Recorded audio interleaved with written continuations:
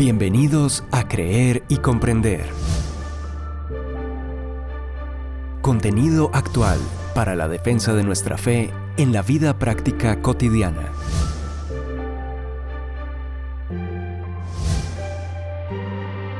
Un tiempo de aprendizaje junto al autor, conferencista y apologista Arturo Rojas. Iniciamos. Buen día a todos.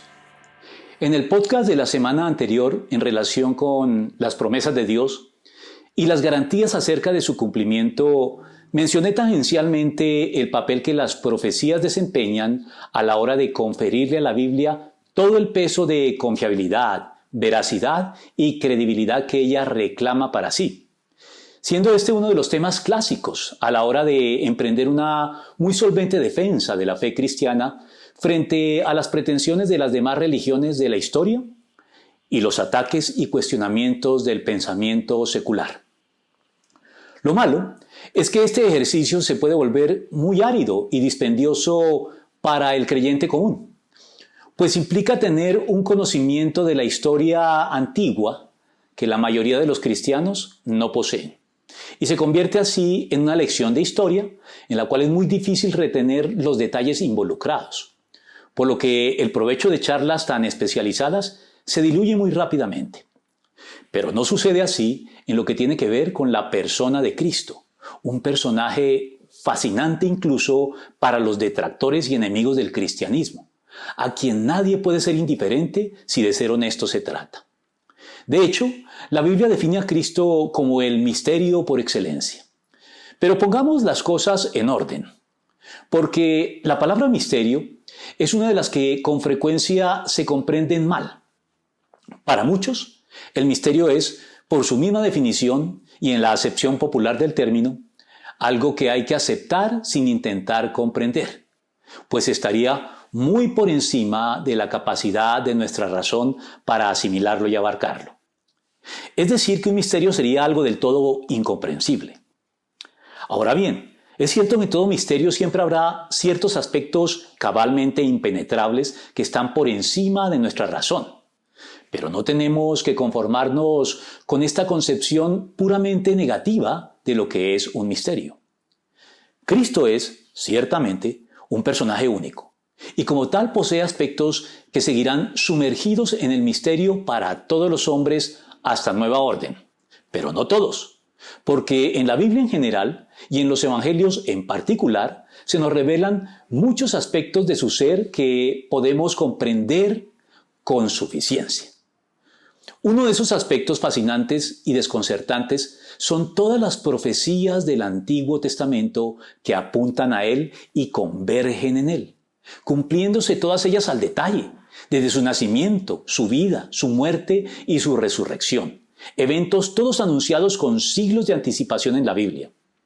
Es más, muchos sucesos o personajes del Antiguo Testamento ilustran aspectos de la vida de Cristo, por lo que en teología se les denomina con el nombre de tipos, por su capacidad para tipificar y evocar, más allá de ellos mismos y de manera figurada, aspectos futuros de la vida de Cristo. A manera de ejemplo, Adán, Abel, José, la Pascua junto con el Cordero que se sacrificaba en su celebración, tipifican entre muchos otros aspectos posteriores de la vida de Cristo. Recordemos cómo se refirió Juan Bautista a Cristo tan pronto lo vio aparecer. Así lo identificó. He aquí el Cordero de Dios que quita el pecado del mundo. Juan 1:29. Está clara aquí la referencia al Cordero Pascual. Gianfrancesco Villegas se refirió, abuelo de pájaro, a un buen número de los tipos o figuras que se refieren a Cristo de un modo u otro en el Antiguo Testamento. Escuchemos cómo lo hizo en uno de sus libros, de manera casi poética, llevándonos del Génesis hasta el Apocalipsis. Cristo es pues aquel verdadero Adán que al ser herido en el costado durante el sueño profundo de la muerte, entregó de sí mismo para la formación de su Eva, la Iglesia. Él es el verdadero árbol de vida, el sacrificio de cuyas pieles cúbrese el pecador desnudo, el sacrificio que a las puertas del paraíso nos hace gratos a Dios, como la ofrenda de Abel, Él es el testador del pacto cuya señal es el arco iris. Él es la bendición de Sem y el verdadero Isaac que retorna de la muerte. El hijo esperado, la simiente prometida. Él es quien corta la carne en la circuncisión verdadera. Él es el José verdadero cuyo espíritu moró en aquel primero. Vendido aquel por casi 30 piezas de plata, sacado de la cisterna y de la cárcel para la diestra de la majestad. Sí, Él es quien herido en la casa de sus hermanos y amigos se da luego a conocer a ellos para preservación del alma. Él es el legislador verdadero, perfeccionando a Moisés. Él es el verdadero Aarón, el sumo sacerdote perfecto. Él es la ofrenda sacrificada, el holocausto. Él es el verdadero pan, el trigo molido cual harina, molido por nuestros pecados y ungido con el aceite del Espíritu Santo. Él es el arca de madera de acacia cubierta de oro, la naturaleza humana y divina en la misma persona. El maná verdadero, pan del cielo, agua viva y roca herida, almendro escogido y florecido en la resurrección. Él es la Pascua, el Cordero expiatorio, la trompeta perfecta que reúne así al pueblo santo. Él es el primogénito, el ciclo del santuario, el precio del rescate, el tabernáculo henchido de la gloria del Señor. Él es el descanso, el sábado y el jubileo, las fiestas solemnes, sombra de Cristo son. Cristo es el Nazareo separado para Dios, el Sansón perfecto, el Josué que nos introduce en el Canaán de los lugares celestiales, aquel que abrió el Jordán de la muerte y devoró como pan a sus enemigos. Él es el juez justo, el libertador perfecto, el cántaro de Gedeón que al quebrantarse alumbró asegurando la victoria. Él es el pariente redentor, marido de la gentil convertida, el restaurador del alma de la Noemí Israel en su vejez, el tronco de Isaí, el David verdadero, el heredero del trono de Israel y las naciones, el rey de paz y sabio, también reconstructor de ruinas. Él es aquel que cual Elías fue arrebatado al cielo, dejándonos la capa de su espíritu. Él es aquel que resucita a los muertos que descansan en su tumba, como al contacto de los huesos de Eliseo, un muerto volvió a la vida. Él es el monarca que extiende el cetro de oro de la misericordia a la esposa querida que se aventura en sus brazos. Él es el amado de la amada en el cantar de los cantares. El Hijo del Hombre, el príncipe de los ejércitos, la piedra. Él es aquel que regresó del vientre del abismo, uno mayor que Jonás, mayor que Salomón, el renuevo, el deseado, el ángel del pacto del Señor que ruge cual león, el único que puede abrir el libro, el hijo varón de la mujer arrebatado para Dios y su trono, aquel cuya hoz está en su mano y cuya espada en su boca, la lumbrera perfecta de la nueva Jerusalén. Jesús es su nombre. Definitivamente inspirador. Podríamos detenernos a lo largo de varios podcasts en las numerosas profecías que se cumplieron en Cristo. Pero eso haría también de esto un ejercicio muy dispendioso que podría tornarse igualmente pesado. Así gira alrededor de una persona tan fascinante como Jesús de Nazaret. Pues como nos lo recuerda de nuevo Ginoya Francesco Villegas, en el Antiguo Testamento estaban previstas sus obras y su ministerio. Aún su precursor estaba previsto. Se está refiriendo, por supuesto, a Juan Bautista. Su muerte en detalles y su significado, su sepultura y su resurrección, su ascensión y partida por un tiempo a ministrar en los cielos y aún su regreso está previsto.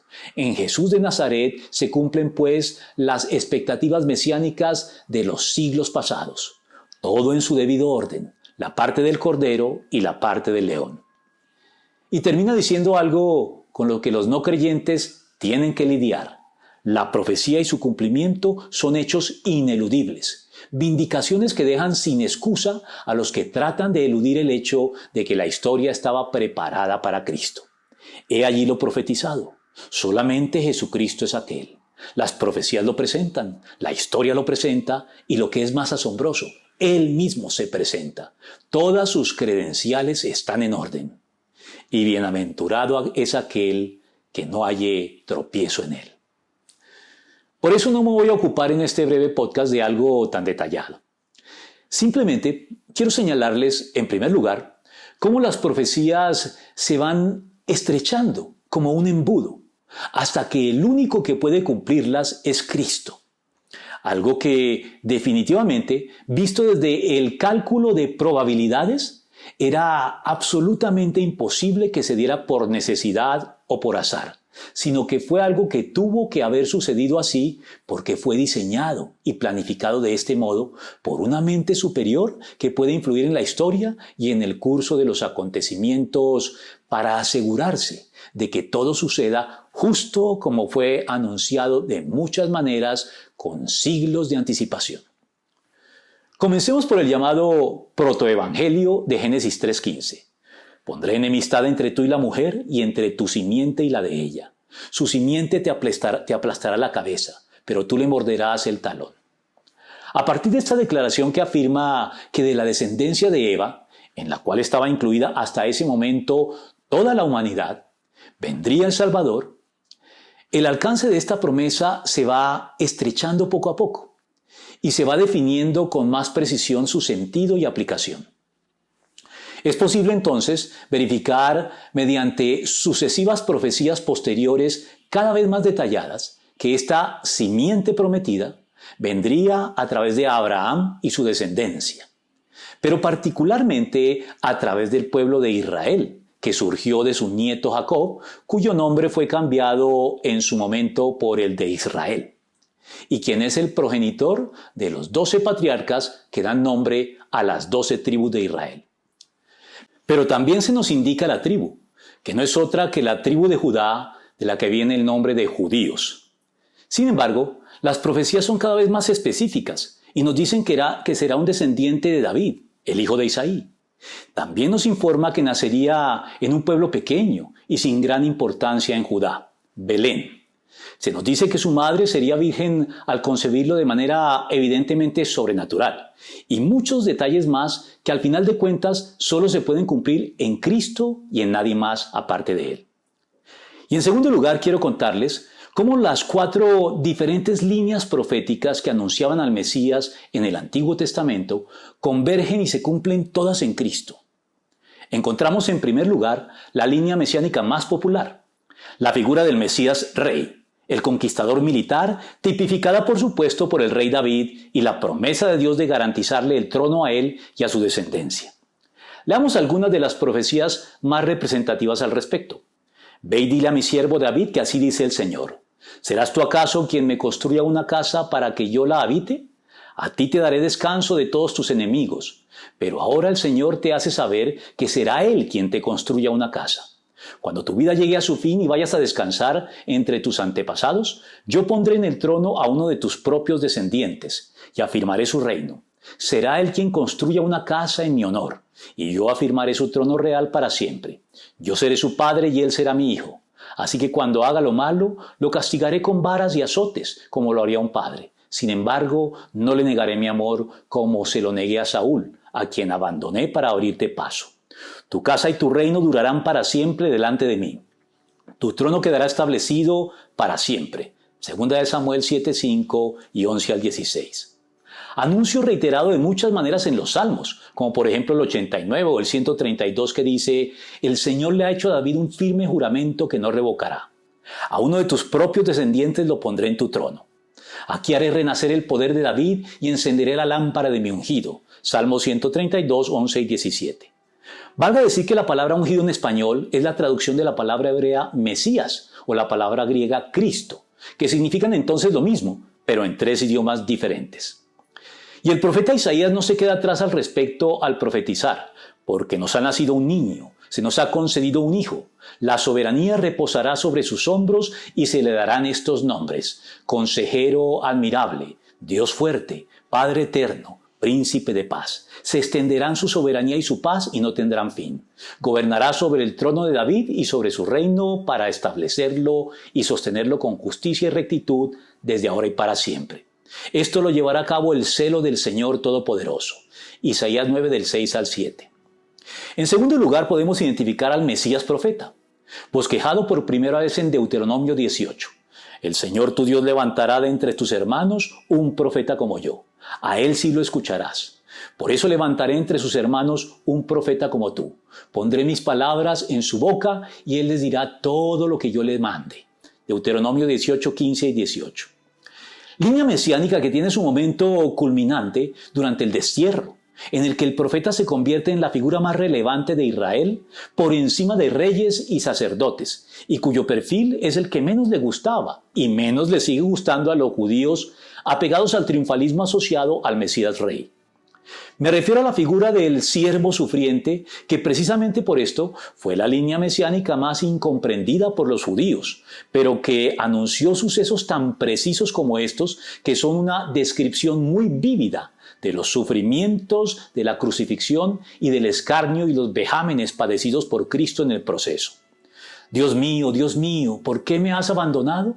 Lejos estás para salvarme, lejos de mis palabras de lamento. La gente se burla de mí, el pueblo me desprecia. Cuantos me ven se ríen de mí, lanzan insultos meneando la cabeza. Confía en el Señor, pues que el Señor lo ponga a salvo. Ya que en Él se deleita, que sea Él quien lo libre.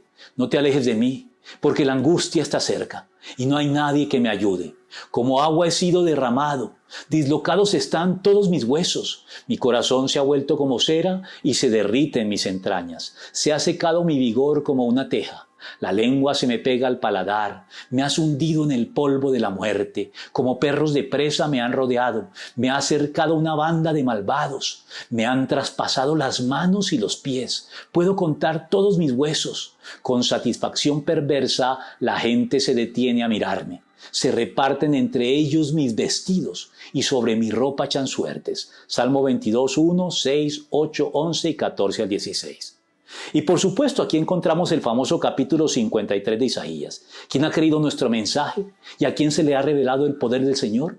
Creció en su presencia como vástago tierno, como raíz de tierra seca. No había en él belleza ni majestad alguna. Su aspecto no era atractivo y nada en su apariencia lo hacía deseable. Despreciado y rechazado por los hombres, varón de dolores, hecho para el sufrimiento. Todos evitaban mirarlo, fue despreciado y no lo estimamos. Ciertamente, Él cargó con nuestras enfermedades y soportó nuestros dolores, pero nosotros lo consideramos herido, golpeado por Dios y humillado. Él fue traspasado por nuestras rebeliones y molido por nuestras iniquidades. Sobre Él recayó el castigo, precio de nuestra paz, y gracias a sus heridas fuimos sanados. Todos andábamos perdidos como ovejas, cada uno seguía su propio camino, pero el Señor hizo recaer sobre Él la iniquidad de todos nosotros. Maltratado y humillado, ni siquiera abrió su boca. Como cordero fue llevado al matadero. Como oveja enmudeció ante su trasquilador y ni siquiera abrió su boca. Después de aprehenderlo y juzgarlo, le dieron muerte. Nadie se preocupó de su descendencia. Fue arrancado de la tierra de los vivientes y golpeado por la transgresión de mi pueblo. Se le asignó un sepulcro con los malvados y murió entre los malhechores, aunque nunca cometió violencia alguna ni hubo engaño en su boca.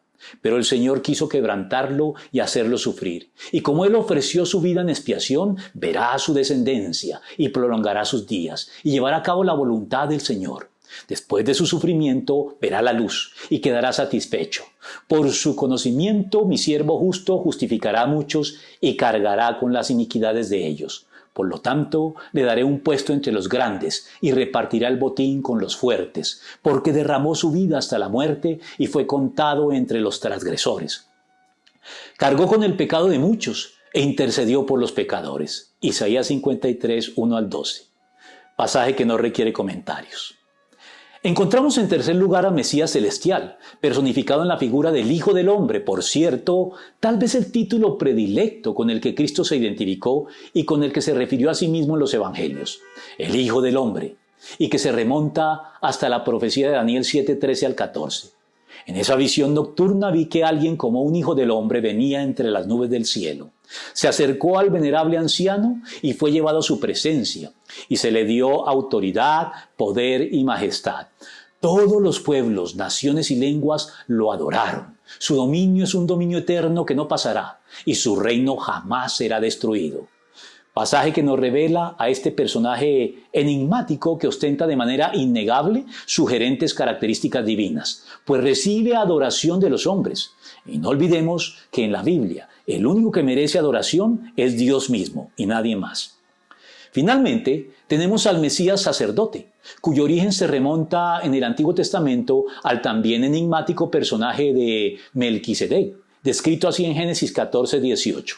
Melquisedec, rey de Salem y sacerdote del Dios Altísimo, junto con la posterior referencia a él hecha en el Salmo 110, un salmo mesiánico que en el versículo 4 anuncia lo siguiente en relación con el Mesías: tú eres sacerdote para siempre según el orden de Melquisedec. Se anuncia aquí que el Mesías sería también sacerdote, pero según un orden diferente, anterior y superior al sacerdocio de Aarón, cuyo cumplimiento en Cristo está establecido más allá de toda duda, de manera amplia, numerosa e indudable en la Epístola a los Hebreos. Tampoco Cristo se glorificó a sí mismo haciéndose sumo sacerdote, sino que Dios le dijo: tú eres mi hijo, hoy mismo te he engendrado. Y en otro pasaje dice: tú eres sacerdote para siempre según el orden de Melquisedec. Y Dios lo nombró sumo sacerdote según el orden de Melquisedec. Tenemos como firme y segura ancla del alma una esperanza que penetra hasta detrás de la cortina del santuario, hasta donde Jesús, el precursor, entró por nosotros, llegando a ser sumo sacerdote para siempre según el orden de Melquisedec. Hebreos 5:5-6 y otros versículos posteriores. Una idea ratificada con suficiencia a lo largo de los capítulos 7 y 8 de esta misma epístola. Por todo lo anterior, quienes aún se hacen la pregunta que se hacían los discípulos de Juan Bautista en su momento, ya tienen una respuesta segura e inequívoca. Los discípulos de Juan le contaron todo esto. Él llamó a 2 de ellos y los envió al Señor a preguntarle: ¿eres tú el que ha de venir o debemos esperar a otro?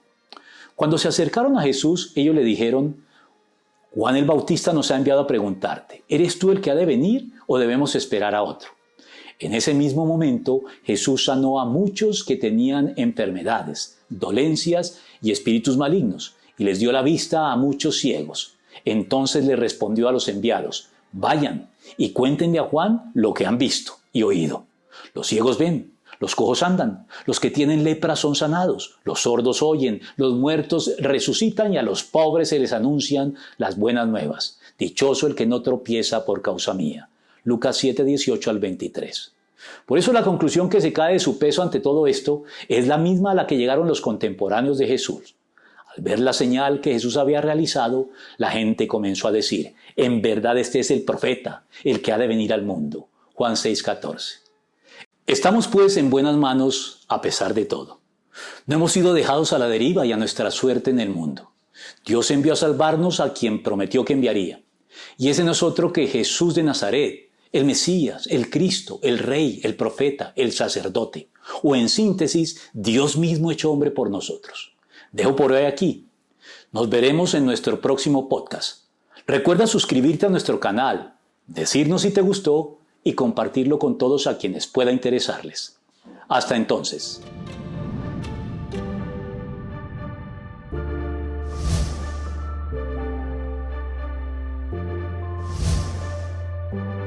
Confiamos en que este tiempo de aprendizaje te haya sido de provecho. Te invitamos a compartirlo, suscribirte y seguirnos en nuestros canales digitales de Creer y Comprender. Hasta nuestro próximo podcast.